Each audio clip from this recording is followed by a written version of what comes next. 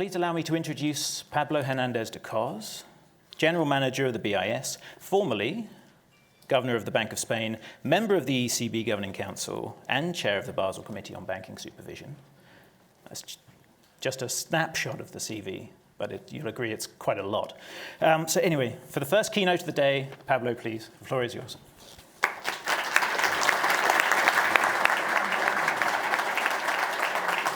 So good morning, everybody, and welcome back to this second day of our Innovation Summit.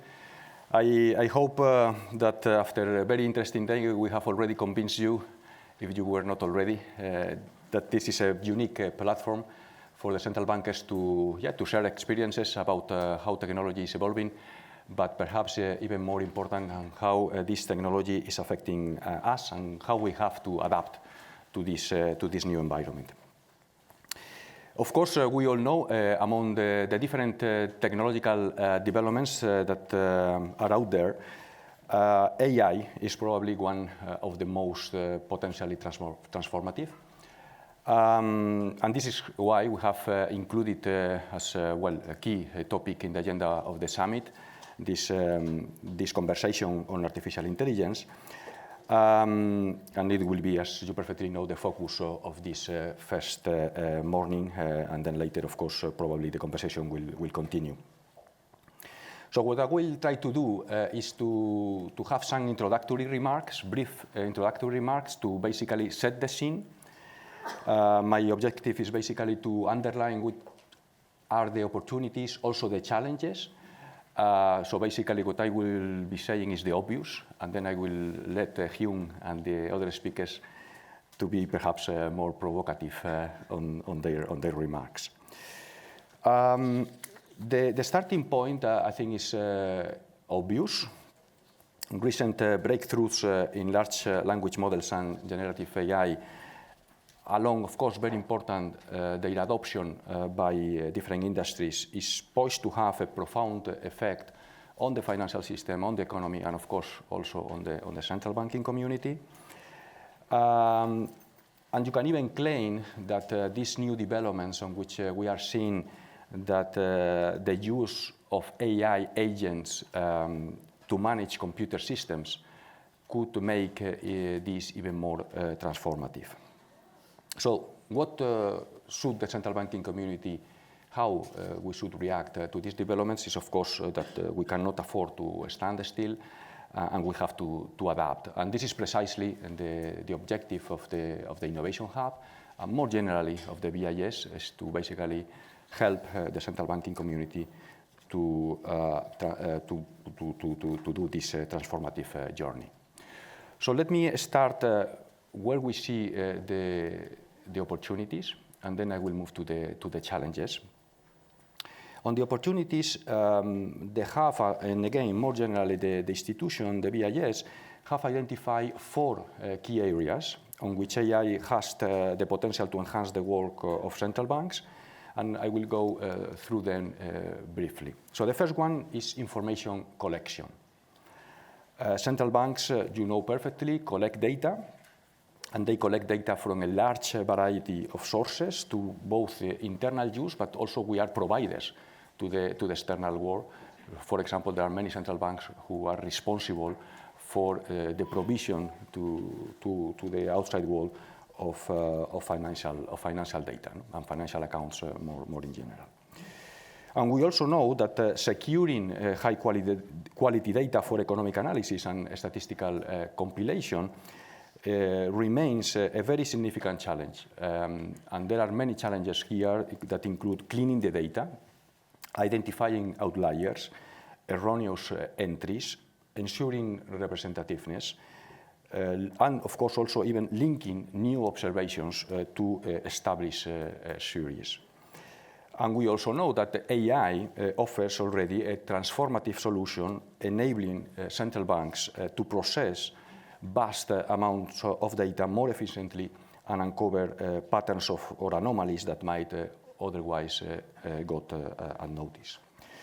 So we have several projects at the Hub that are helping the central banks community on this endeavor of incorporating AI into into information collection in the statistical function of central banks. But let me mention only one of them, which is Project Gaia, which is basically showing how AI can enhance information collection by analyzing publicly available corporate reports through large language models that in the end generate indicators that can be monitored to identify compliance with a very different type of risk. And this is only one example. Second, of course, very important for the central banking community is macroeconomic analysis and also financial analysis. And here we can also say that AI is revolutionizing how central banks analyze economic data and inform policy decisions. And again, let me just take one example, which is nowcasting, which we know is an important part of the analysis that it is done in all central banks to basically discover how the economy is doing in real time. Okay? So you know, traditional nowcasting models rely on a limited set of indicators. And we also know, again, that the AI can enhance these models by processing vast amounts of high-frequency data from diverse sources, such as, for example, social media, satellite imagery, and online retail platforms. And these tools empower central banks to track, for example, inflation dynamics, monitor economic trends, and forecast impacts with unprecedented accuracy. And again, let me put some example of projects at the hub that are focused on this particular topic. So projects, for example, NEO and Spectrum, that again illustrate the potential of AI. They use alternative data sources such as road traffic, cargo transport, and air pollution, and advanced, of course, machine learning techniques to help central banks construct timely economic indicators, providing insights that, well, to a great extent, were previously out of reach. Third field on which AI is also being very transformative for the central banks is payment systems, and in particular the oversight of the payment systems. Again, it's obvious in this room that well-functioning payment systems underpin the stability of the financial system, yet the sheer volume of transaction data, often highly skewed, we know, makes it hard to separate anomalous payments from routine flows.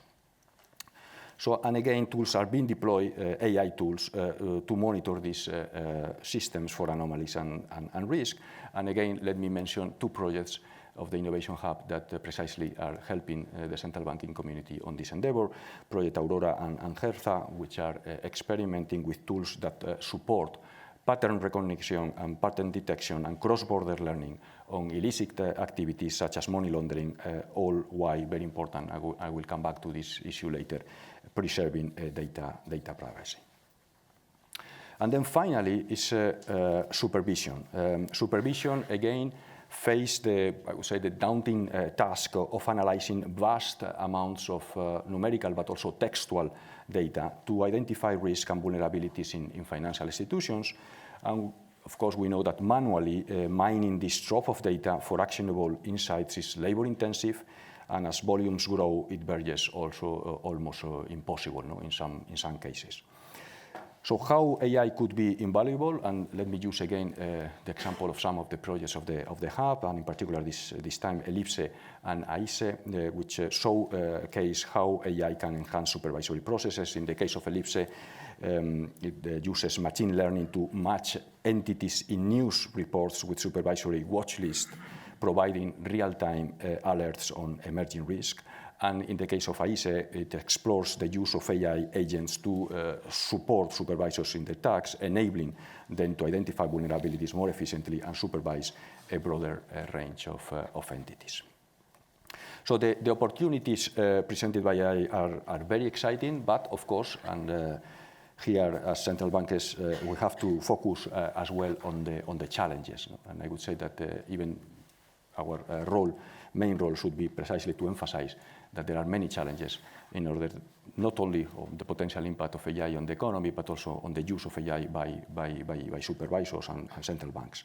So let me mention at least 4 key areas that we have already identified on which these challenges are very evident. The first one, very important for central banks, is explainability, or the lack of explainability of these models. We know that many AI models function as black boxes, make it challenging to understand how decisions are made. And it's not only that, we also know that, in particular, generative AI models, they are further compounded by the risk of hallucinations, where a model presents factually incorrect answers with apparent confidence. Let me emphasize that this is a key problem for the central banking community, because in the end, this lack of transparency on the one hand, but errors on the other, can undermine not only the trust that we may have on the tools, but of course on the decisions that are taken through the use of these tools. And again, I think it's a serious concern for central banks because, as we all know, trust is a foundational element of the central banking community.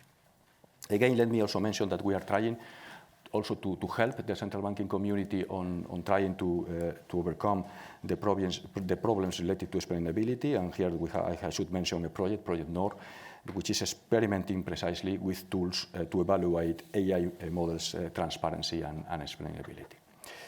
Second challenge is related to data quality and privacy. AI models are only as good as the data they are trained on, making it critical to address biases in data and, of course, also ensure they are representative and high quality. And, of course, we also know that central banks must adopt robust privacy-preserving technologies to manage personal, of course, but also more in general sensitive data. And protecting data privacy is essential for maintaining, again, the trust on which the central banks are founded. And more broadly here, of course, what we need is strong governance frameworks that are able to manage the data and also the algorithms that are behind the use of the data. Third challenge is related to operational issues. One which is, of course, not only an issue for central banks, but more in general for the users, is basically that AI revives concerns about dependence on a handful of external providers. Heavy reliance on a small set of vendors increases vulnerability in general, but in particular it also increases vulnerability related to cyber attacks. AI not only amplifies existing cyber risks, but also introduces new ones. We know that it has the potential to enhance the hackers' capabilities. And of course, we know how damaging this could be in terms of impairing central banks' operations and by extension their ability to fulfill their mandates. And then finally, let me also mention some more pure internal challenges for central banks, which are those related to organizational readiness. Effectively using AI requires rethinking how central banks operate, and this includes attracting new talent. We know how difficult this is, upskilling current employees, and developing more agile internal processes. And again, at the same time, these new processes, must be complemented by appropriate control structures to mitigate risk effectively. So I'm not going to enter into how we can face these challenges. This will be the task of Hyun and the rest of the speakers. But at least allow me to mention one key aspect that we think is absolutely critical for the central banking community to deal with these challenges. It was emphasized yesterday several times. No single institution can tackle these challenges alone. Dealing with these challenges requires the pooling, and here the important word is pooling of resources and experience to leverage synergies. In other words, cooperation is absolutely critical. Cooperation can help alleviate resource constraints that we know is an important matter in all central banks. It can also support staff training. It can also enhance the efficiency and accessibility of AI applications. In other words, coming together to form a community of practice to share knowledge, data, best practices and AI tools seems to be the best way forward. And of course, this is music to our ears, to the BIS, because precisely the BIS is here to help you in this endeavor, to try to force you, if you allow me, to cooperate, and be sure that we will be doing this this will be absolutely our main objective for the following years. And of course, a good example is this Innovation Summit, on which we've tried to bring together central bankers, regulators, academics, and technology and financial leaders in order to support the central bank to, yes, to identify the opportunities, but also to deal with the challenges. So with this, I'm done. Some high expectations for the next panel. So let me again welcome you to the second day of the summit. Let me also thank you for being here in Basel with us. And of course, let me also wish you a very productive and inspiring day. Thanks a lot.